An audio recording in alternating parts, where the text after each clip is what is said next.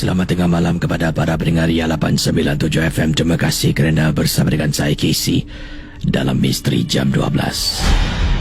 Saudara, kisah yang pertama ingin saya bacakan kepada anda pengalaman datang daripada Siti Rahayu. Katanya Casey boleh panggil saya Ayu. Pengalaman Ayu yang Ayu ingin ketengahkan kepada Casey berkenaan dengan tandas. Tandas di sekolah Ayu. Ayu adalah seorang pelajar, salah seorang pelajar dari Politeknik di Johor yang saya tak boleh sebutkan nama politekniknya. Kami pelajar di Politeknik ... menetap di asrama. Para pelajar perempuan akan menetap di asrama pelajar perempuan, begitu dengan para pelajar lelaki. Dan ada waktunya bila cuti, yang tinggal dekat akan pulang bercuti. Kalau cuti itu pendek, mereka akan pulang.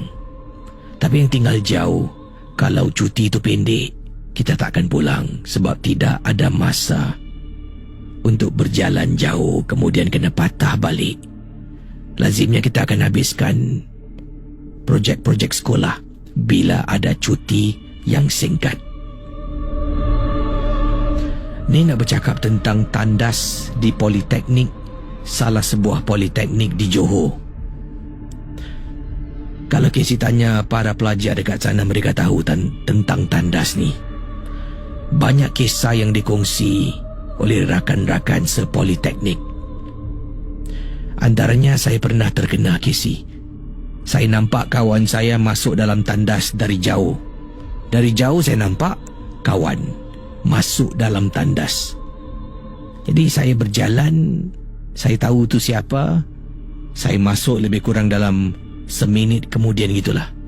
Ya, jaraknya dalam seminit kemudian, nak dekat seminit tu, sebab dalam perjalanan saya berhenti sekejap di sebuah bilik untuk menjenguk kawan saya seorang lagi. Dan rata-rata dalam bilik yang sama, kawan yang masuk tandas tu tak ada dalam bilik ni. Jadi maknanya dia dalam tandas yang baru saya nampak. Saya pun berjalan menuju ke arah tandas. Kemudian saya tolak pintu.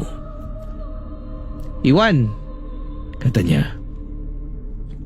Liwan, nama teman saya Liwan, bukan Irwan.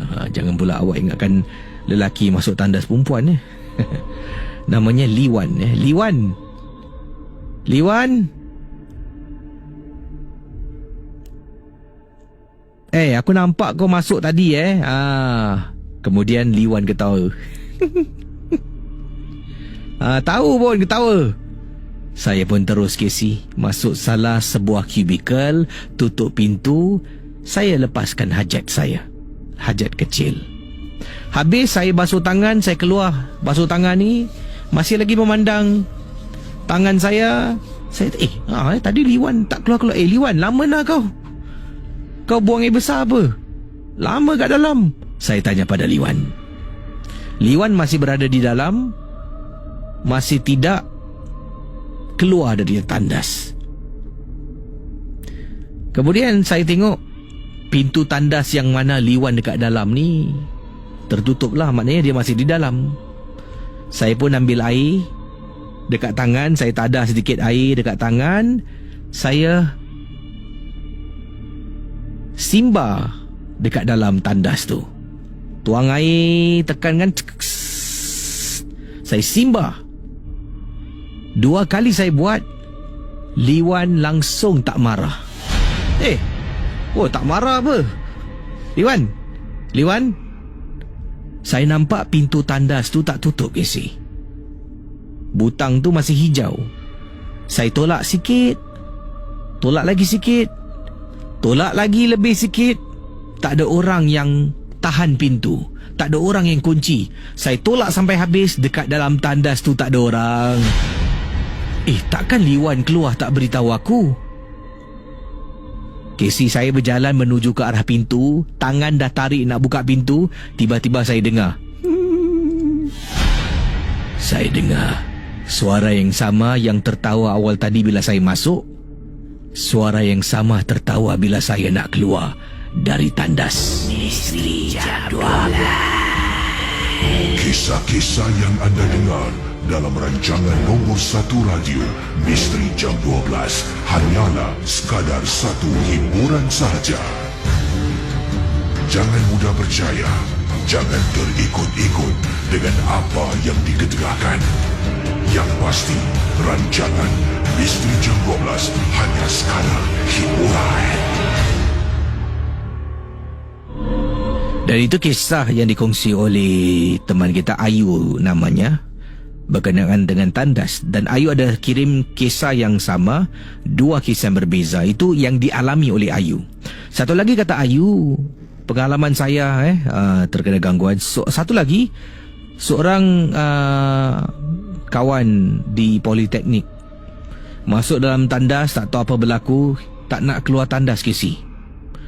Cari satu sekolah, cari mana pelajar ni, tak nak sebutkan namanya.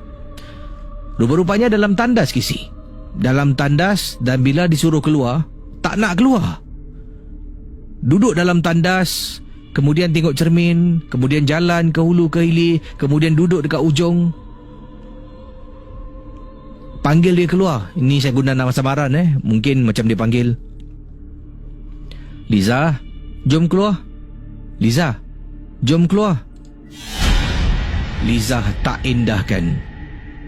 Dan perkara ini menjadi perbualan para pelajar di Politeknik yang saya sekolah ni. Sampai kena panggil pakar pakar perubatan datang.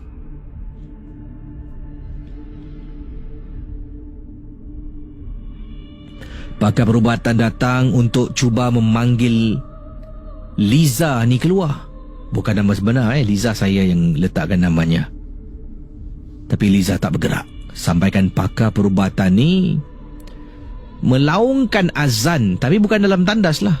Pakar perubatan diri luar tandas, pintu ditolak dengan tangan, seorang pelajar memegang pintu tandas. Kemudian pakar ni mengangkat tangan dan tunjuk, jari telunjuk tunjuk dalam tandas. Tangan sebelah kiri dekat telinga sedang azan. Dia azan sambil tunjuk dekat dalam. Dekat dalam tu pelajar yang ada dekat dalam. Sedang pakar ni azan dan tunjuk, pelajar dekat dalam meraung seolah-olah macam kepanasan.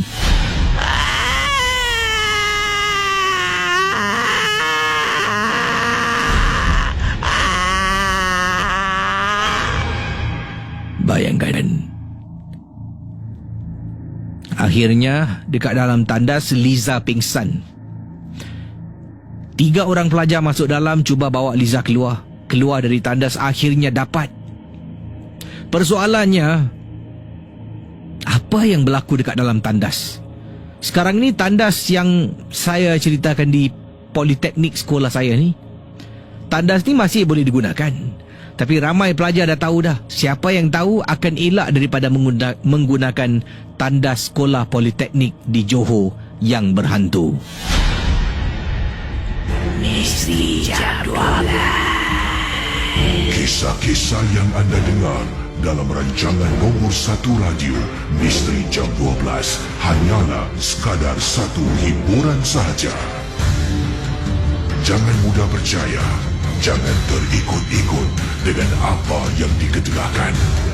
Yang pasti, rancangan Misteri Jam 12 hanya sekadar hiburan.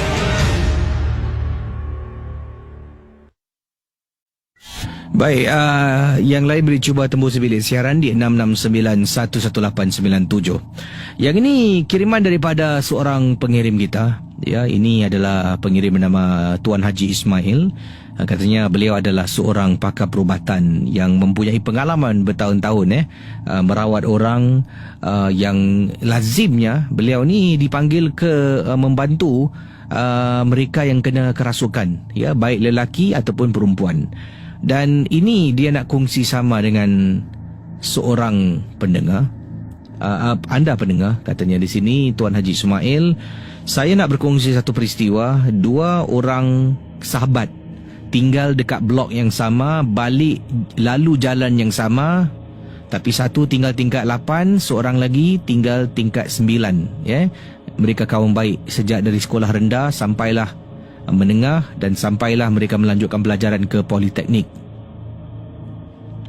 Pergi sekolah sama-sama, balik sekolah sama-sama, kecuali kalau ada hal-hal yang lain.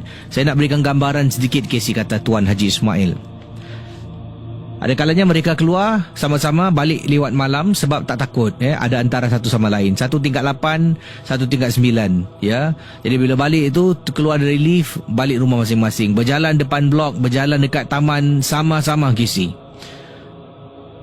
Dipendekkan cerita, antara dua pelajar ni, dua pelajar, kedua-duanya perempuan. Apa yang berlaku? Kata Tuan Haji Ismail, salah satu daripada pelajar ni terkena gangguan. Gangguan yang mana membuat pelajar ni takut untuk keluar rumah. Begitu dahsyat, takut untuk keluar rumah. Kedua-dua ni kawan baik, kalau keluar tak ingat nak balik. Tapi setidak-tidaknya kalau keluar berdua-duaan, mereka akan balik paling-paling lewat jam 10 malam. Okey, masih boleh diterima. Tapi kalau seorang lagi ni yang keluar, ya, ada dua budak perempuan kan, seorang lagi budak perempuan yang tinggal dekat tingkat 9. Kalau dia keluar seorang, yang tingkat 8 tak ikut, dia kadang-kadang akan balik 1 pagi, 2 pagi, dan mak dah nasihatkan berkali-kali. Mak budak yang tingkat 9 ni dah nasihat, katanya, ni nama samaran, bukan nama sebenar. Iza, kenapa selalu balik lewat sangat? Pukul berapa ni dah? Jadi dimarah. Minta maaf pendengar Ria 897 FM. Awal tadi ada masalah pada mouse saya. Tak boleh bergerak, dia tak boleh detect. Rupanya dekat bawah tu mouse tercabut. Jadi nak pasang balik, dia bukan macam dekat komputer di rumah, senang cabut pasang. Ini nak kena buka sana, kena merangkak masuk dalam mesin bawah ni. Jadi inilah, dah pasang balik mouse saya, baru lebih bergerak. Kalau tidak, sound effect tak boleh main, nampak? Okey, kita kembali pada kisah yang dikirimkan oleh Tuan Haji Ismail. Mohon maaf awal tadi kalau anda menanti, mouse saya boleh tercabut pula. Tuan Haji Ismail mengatakan, dua sahabat, tempat yang sama, cuma tingkat berasingan, balik lewat sama-sama pukul 10 malam paling lewat yang tingkat 8 ni lah. Jadi kalau tingkat 8 ni keluar dengan tingkat 9, selalunya mereka akan balik paling lewat jam 10 malam paling lewat. Tapi kalau tingkat 9 ni keluar tanpa tingkat 8, kawan tingkat 8 ni, dia akan balik 1 pagi, 2 pagi, dan ibu tingkat 9 ni dah banyak kali nasihat, baliklah, jangan balik lambat sangat. Kau ni kalau keluar dengan si dekat bawah ni, kawan-kawannya lah, saya gunakan nama samaran mungkin. Kau kalau keluar dengan si Natasha ni, selalu ibu tengok kau balik siang. Kau kalau keluar seorang, kau tengok pukul berapa ni? Dan anaknya akan menjawab, tak ada apa-apa lah bu, balik lewat pun balik juga kan. Janji balik, kalau tak balik lari ikut laki. Itulah jawapan yang sering kali diberikan bila dimarahi, dinasihati oleh ibunya. Jadi makcik yang budak yang tinggal 9 ni tidak mempunyai ayah lah. Sebabnya katanya di sini Tuan Haji Ismail, dia adalah ibunya adalah seorang ibu tunggal lah. Ayahnya tidak ada. Jadi dipendekkan cerita, pada satu hari budak ni sesuatu berlaku kepada dirinya. Budak yang tinggal di tingkat 9 ni, sesuatu berlaku sampaikan saya dipanggil untuk datang membantu budak tingkat 9 ni. Apa yang berlaku kepada budak ni? Kita kembali selepas pesanan dari penaja. Jadi kita kembali pada kisah ni, yang mana Tuan Haji Ismail berkongsi, beliau datang, berjumpa dengan budak ni yang terkena gangguan. Gangguan tu membuat budak ni tak nak keluar rumah. Kalau siang hari okey, di siang hari dia boleh keluar, pergi sekolah, balik sekolah. Dia selepas waktu maghrib, dia akan duduk dalam rumah, automatik dia tak nak keluar. Keluar pergi kedai pun tak nak, keluar dengan ibu ajak keluar pun tak nak, katanya nak duduk rumah. Mula-mula ibunya tak perasan, Tapi setelah beberapa kali, anak ni yang ada tabiat suka balik malam, tiba-tiba duduk rumah, Ibu mesti akan perasan, kata Tuan Haji Ismail. Ibu kita ni memang dia ada tengok Anak dia tak buat satu benda yang selalu dilakukan, lain macam je. Ini kenapa ni anak ibu ni hari ni? Lain macam dia, baik sangat ni.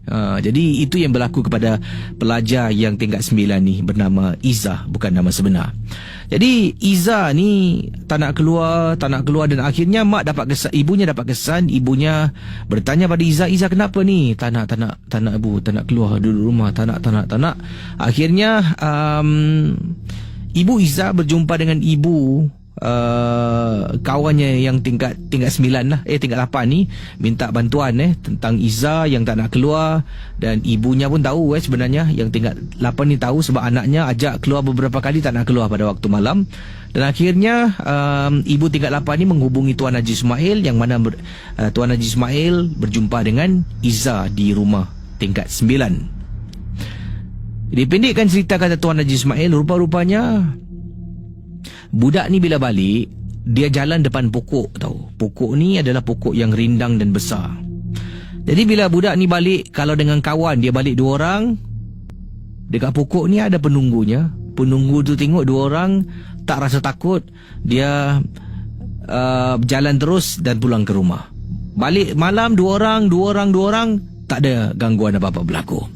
Jadi bila si Izzah ni kerap kali balik seorang diri pula, kadang-kadang pukul 1 pagi, ya.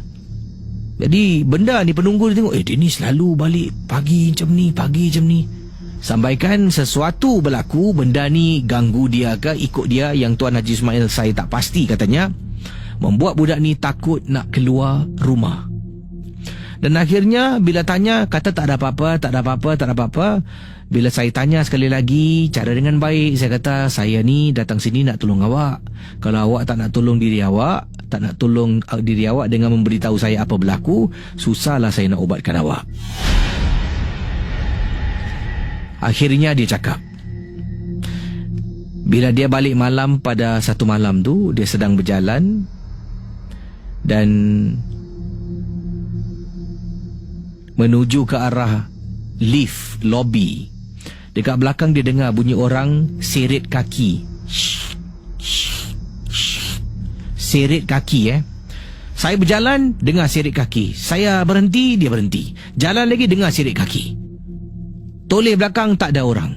Itu yang dialami.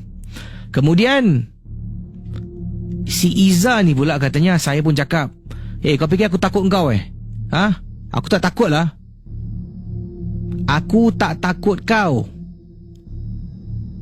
Dan dari situlah Izzah telah pun dicabar dan sampaikan dia takut nak balik rumah. Kenapa? Masuk dalam lift, pintu lift tertutup. Lampu tiba-tiba gelap. Lampu gelap dalam lift. Walaupun lampu gelap, dia ada lampu standby, backup light. Cahaya tak terang. Nampak dalam lift warna oranye, kata Izzah. Lampu tu nyala. Dekat belakang dia nampak ada orang berdiri, tapi nampak dari belakang memandang tembok lift belakang. Dia perempuan ni berdiri memandang tembok lift sebelah belakang dengan rambutnya panjang sampailah dekat bawah lantai. Bayangkan pendengar Ria. Dan Izzah waktu tu terus tergamam, terketa-keta nak keluar rumah dalam keadaan ketakutan. Ibu Izzah dengar penjelasan anaknya, ibu menangis. Kemudian kata Tuan Haji Ismail, saya tanya pada ibunya, kakak asal kakak nangis? Kata ibu Izzah, ini yang diceritakan bukan saya, kata Tuan Haji Ismail yang tambah tidak. Ibunya kata, Tuan Haji, saya rasa dalam hal ni sayalah yang bersalah. Ibu cakap tau, apa yang awak bersalah pula? Saya tengah-tengah marah tu, waktu saya tengah solat, saya dah marah. Dia asyik balik lambat. Dah tak tahu nak buat apa. Saya cakap, ya Allah, ya Tuhanku, kalau perlulah engkau takutkan dia, kau kenakan dia, kau buatlah. Jadi dia belajar dan dia tak buat lagi. Saya doakan supaya anak saya kena gangguan. Jadi bila dia kena, dia akan serik nak keluar rumah. Salah saya ni Tuan Haji, salah saya. Ibunya cakap salah dirinya. Saya tak tahulah adakah itu doa ibunya yang dimakbulkan Ataupun perangai Izzah ni memang hanya tunggu masa untuk makhluk tu yang ada dekat pokok di tepi kolong blok rumah untuk mengganggu beliau. Terima kasih dan selamat tengah malam. Misteri Jam 12. Kisah-kisah yang anda dengar dalam rancangan nombor 1 radio Misteri Jam 12 hanyalah sekadar satu hiburan sahaja. Jangan mudah percaya, jangan terikut-ikut dengan apa yang dikedegakan. Yang pasti, rancangan Misteri Jam 12 hanya sekadar hiburan. Baik saudara, kisah berikut ini benar ataupun tidak, ini hanya satu hiburan. Ingat, jangan mudah percaya dan jangan terikut-ikut dengan apa yang anda dengar dalam rancangan Misteri Jam 12. Kiriman berikut ini daripada Carlina katanya. Apa khabar Casey? Khabar baik. Saya ingin berkongsi satu kisah, kata Carlina. Dan saya adalah jiran kepada seorang pasangan suami isteri ini. Mereka ni mungkin dalam usia lingkungan awal 40-an tahun. Ya, pasangan suami isteri mengendalikan sesi perubatan di dalam rumahnya. Nanti rumahnya akan datanglah orang-orang ni, ada yang sampai berdiri dekat luar untuk tunggu giliran masuk ke dalam rumah jiran sebelah ni. Kami memang tak pernah bercakap dengan jiran ni. Kalau setakat jalan nampak dari jauh, kami hanya senyum saja, tak pernah bercakap. Jiran ni pula pun sama. Kalau jalan nampak kita dari jauh, dia konon-konon tengok bawah lah, tengok kiri, tengok kanan, tak kisahlah. Apa yang ingin saya ceritakan katanya di sini berkenaan dengan jiran. Bila diadakan sesi rawatan ni, nanti dekat sebelah akan dengar orang terpekik, merayu, meraung, menangis, dengar bunyi ketukan. Dan perkara ini menjadi satu gangguan, Casey. Gangguan yang mana kita ni yang nak duduk tenteram dalam rumah kadang-kadang terdengar bunyi pekikan, terdengar bunyi hentakan, mengganggu. Tapi kalau kita nanti buat laporan polis, mereka juga nanti terkena. Oleh kerana itu, sikap toleransi itu amat penting sangat-sangat. Jadi begini katanya. Sampaikan pada satu hari, pukul 1.30 pagi. Waktu tu katanya abah saya baru balik dari kerja. Ya, baru balik kerja.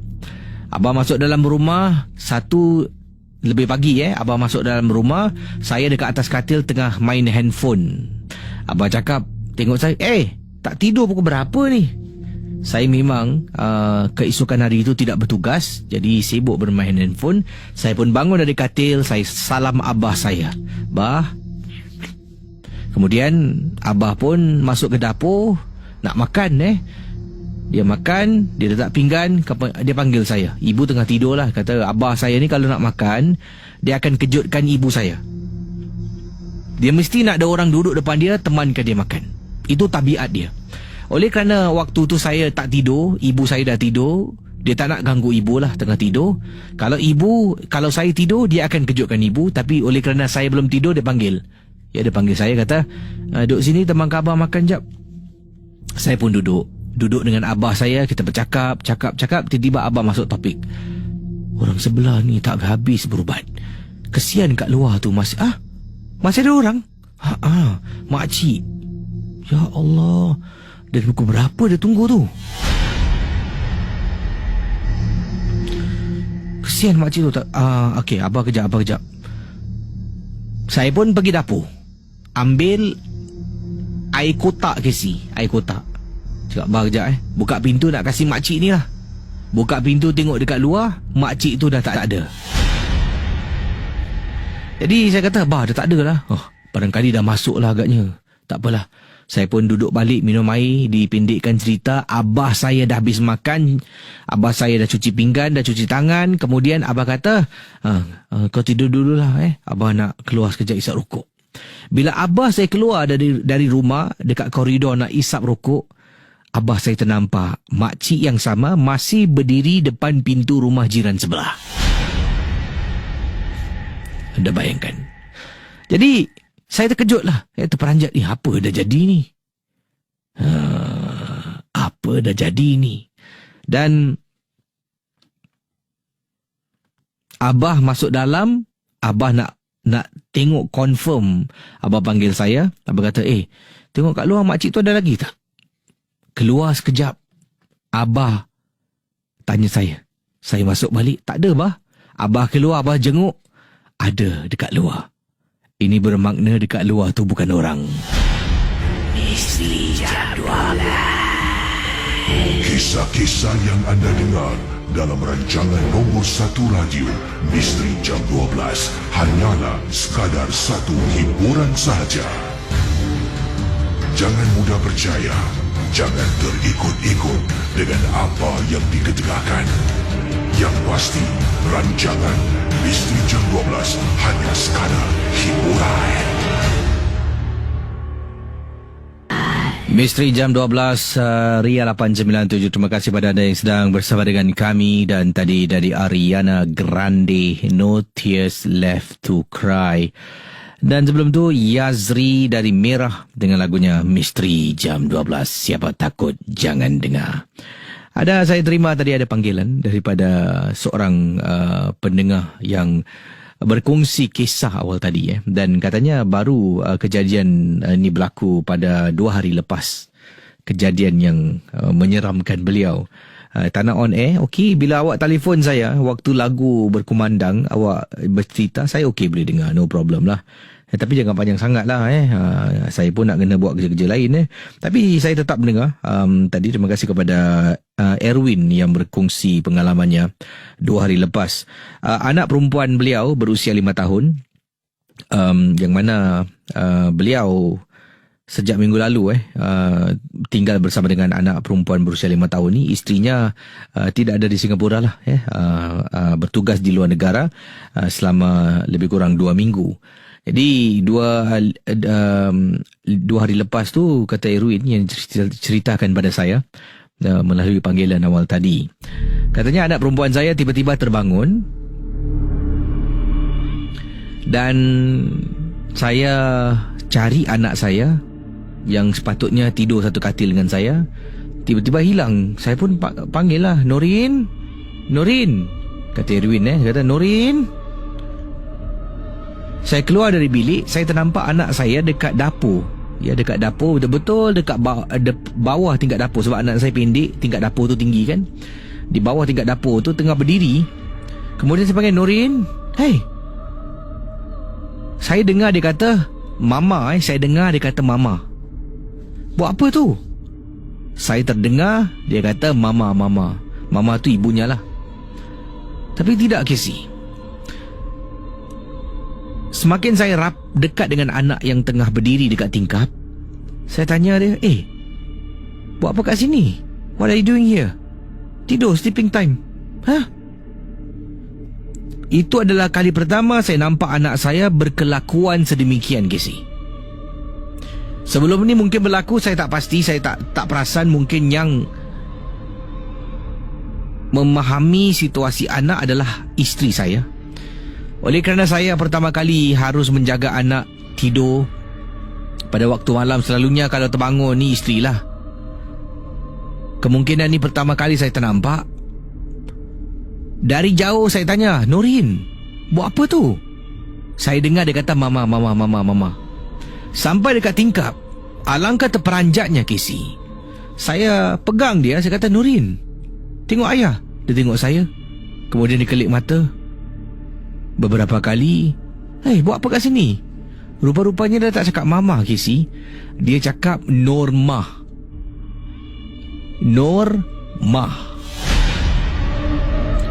Casey, Norma adalah arwah kakak ipar saya yang meninggal dunia. Sebelum ni, kecoh adik-beradik yang lain difahamkan anak-anak mereka nampak arwah Norma masuk ke dalam rumah.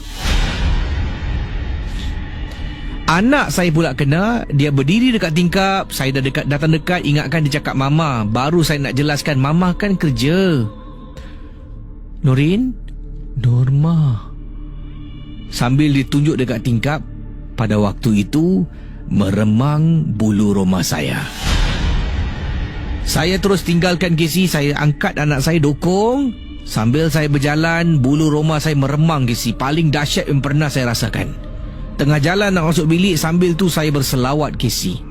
Berselawat sampai dalam bilik, tutup pintu. Anak saya masih lagi dalam keadaan macam separuh sedar. Saya baca beberapa surah dan terliup dekat telinga, barulah dia sadar. Bayangkan pendengar Ria 897, saya tak tahu kenapa anak saya tiba-tiba tunjuk dekat tingkap dan katakan, Norma, Norma. Entahlah, terima kasih dan selamat tengah malam. Misteri Jam 12. Kisah-kisah yang anda dengar dalam rancangan nombor 1 radio Misteri Jam 12 hanyalah sekadar satu hiburan sahaja. Jangan mudah percaya, jangan terikut-ikut dengan apa yang dikedegakan. Yang pasti, rancangan Misteri Jam 12 hanya sekadar hiburan. Okey, boleh hubungi saya di 669-11897. Silakan 669-11897. Kalau nak berkongsi kisah, nak berkongsi pengalaman misteri, boleh telefon sekarang. Dan yang penting sekali, Casey akan cubalah berkongsi pengalaman-pengalaman yang juga dikirimkan kepada saya melalui alamat email ria@mediacorp.com.sg, ria@mediacorp.com.sg, ataupun ke alamat misterijam12@gmail.com. Okey, ini beberapa kiriman. Sementara dah berkelap-kelip lampu saya ni. Hello, selamat pagi. Hello. Hello. Anda boleh hubungi saya di 669-11897. 669-11897. Berkongsi kisah pengalaman anda, dipersilakan. Ini datang kiriman daripada mana ni? Encik, mana tadi saya nampak? Okey, ini dia. Encik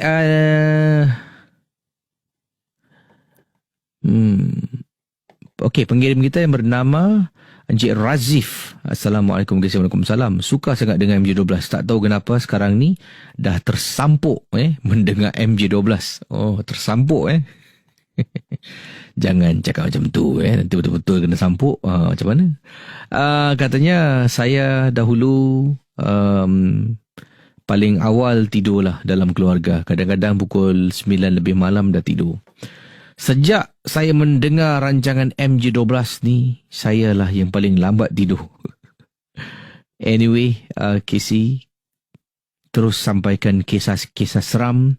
Sebabnya saya minat dengan kisah ni. Dan katanya di sini, ini antara rancangan radio yang boleh mendekatkan pendengar-pendengar di luar Singapura dan dari Singapura lah. Misteri Jam 12. Okey, hubungi saya sekarang 669-11897. Silakan. Baik, ini kiriman daripada seorang pemain bola sepak, berkongsi pengalaman katanya di sini. Ini daripada Encik Aidil. Katanya, Assalamualaikum, Waalaikumsalam. Saya adalah seorang pemain bola sepak. Saya nak berkongsi pengalaman saya ketika sedang saya buat latihan di padang bola sepak.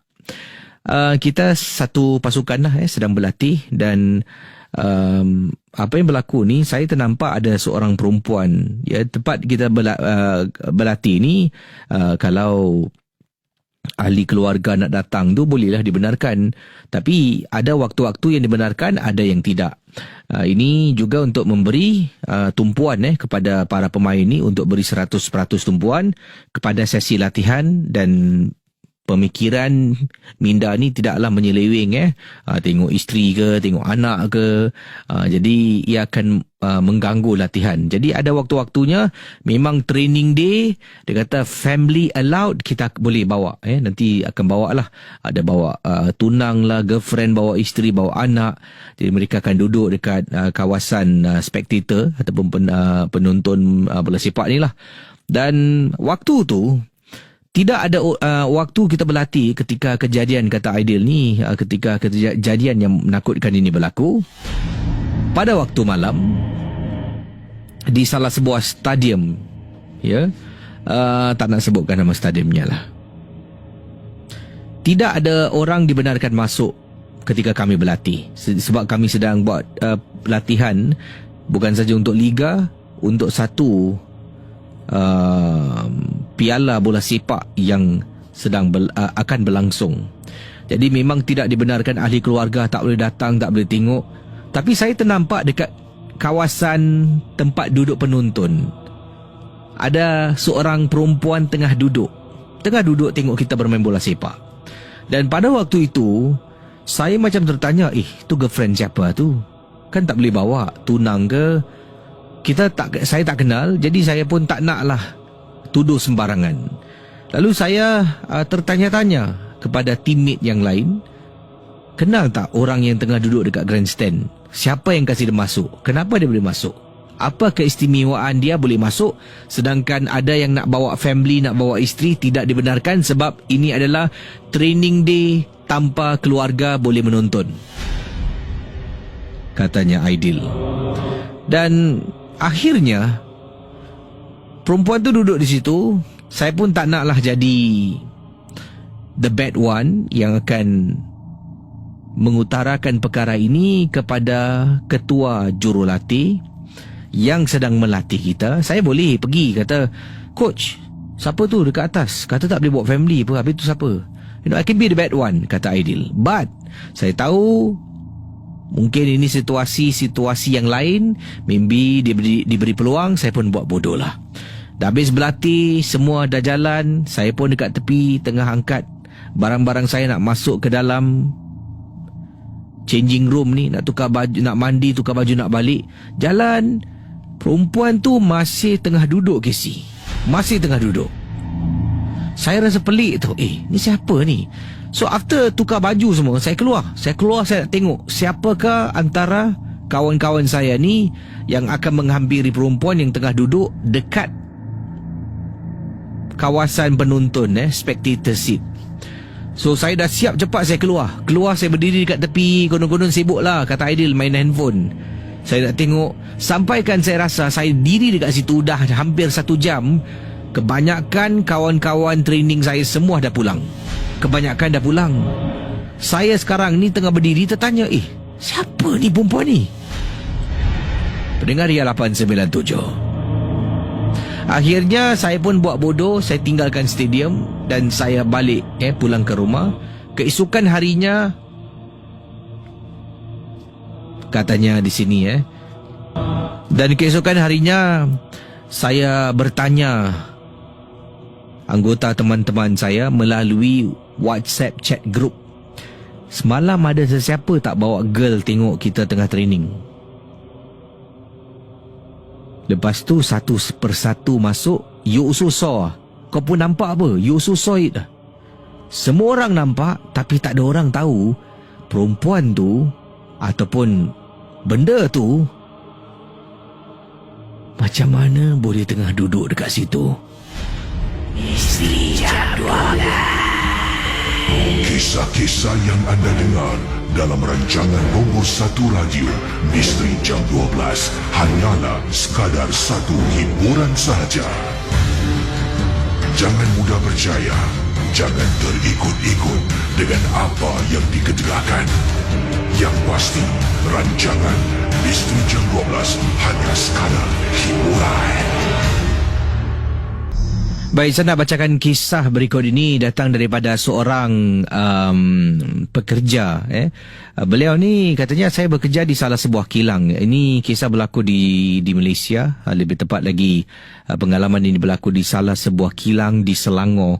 Kiriman ini datangnya daripada, beliau hanya ingin dikenali sebagai Boy. Boy berkongsi, saya adalah seorang pekerja di salah sebuah kilang, tempat kilang potong kayu lah di Selangor. Dan waktu kerja saya ni adalah bertugas pada waktu malam lah. Jadi saya akan potong kayu mengikut saiz. Jadi ada lori akan hantar kayu-kayu yang besar ni, kita akan potong mengikut saiz, akan ikat dan akan letakkan kayu-kayu ni ke tepi lah. Yang mana kayu-kayu ni pula akan dihantar ke factory-factory untuk membuat almari, untuk digunakan sebagai kayu untuk renovasi rumah dan sebagainya. Dan lazimnya kalau bekerja ni, saya bekerja kata Boy, kalau waktu malam memang production tu tak banyak sangat, hanya pekerja yang bertugas pada waktu malam hanya saya seorang, tak ada orang lain dalam kilang, kilang potong kayu. Sebabnya kilang potong kayu ni 100% fully automated. Saya hanya perlu pastikan kalau ada masalah teknikal, mesin tu berhenti, nanti adalah benda-benda yang kita kena restart balik, kena tolak ni, dan kita akan tekan butang start, dia akan mulakan lagi lah memotong kayu. Sebabnya factory ni fully automated. Jadi Boy menceritakan, kerja saya ni kadang-kadang saya kena keluar, kena tengok kalau mesin tu rosak, kena tolak kayu tu betul-betul balik, kena tarik safety catch tu, dan tutup balik. Selalunya saya akan berada dekat dalam, dipanggil control room, KC. Dalam bilik control room ni, dia cermin dia, tingkap dia besar tau, dari hujung sampai ke hujung. Tingkap memanjang, hujung sampai hujung. Dekat depan saya banyak kontrol, dan kemudian ada monitor, screen monitor, dan kalau nanti mesin ni tiba-tiba tengah potong dia berhenti, sebab ada benda tersendat ke ataupun alignment dia lari, nanti dia akan keluar teng teng teng teng, dan sambil tu berkelap-kelip lah, mesin tu akan berhenti berkelap-kelip. Saya keluar, saya akan betulkan balik, matikan safety catch dulu, saya buka tu buat ni. Jadi saya duduk dekat situ boleh nampak ke semua mesin yang sedang beraksi pada malam tu. Jadi kerja seorang diri. Jadi factory saya ni tingkat 1 lah, tingkat 1 dan besar. Tengah duduk, sambil duduk tu tengok handphone, tiba-tiba mesin tu bunyi teng teng teng. Kerja biasalah, saya hanya setakat keluar, kayu tu saya tolak balik, kasih lurus, kemudian saya baru tekan butang, safety button off, dan terus masuk dalam balik, tekan on, play. Dia tak boleh start mesin tu dekat luar, KC. Sebagai keselamatan, dekat luar tu hanya butang safety button on, dan kemudian masuk dalam baru tekan menggunakan komputer yang ada di dalam bilik control room. Bila saya patah balik, alangkah terperanjatnya saya ternampak dekat luar ni, saya nampak ada orang tengah merayau-rayau, KC. Kiri kanan di jalan tunduk, kiri, kemudian dia jalan tunduk kanan, kiri. Siapa ni? Salah masuk ke ni? Jadi bila saya keluar, nak keluar tu kena buka pintu lah. Saya keluar daripada control room, buka pintu, saya tengok, cari kiri kanan, jalan selit, tepi belakang mesin. Orang yang saya nampak tadi hilang. Bagaimana? Sampai saya keluar daripada bangunan, saya tengok kiri kanan masih terang, tak ada kisi orang tu.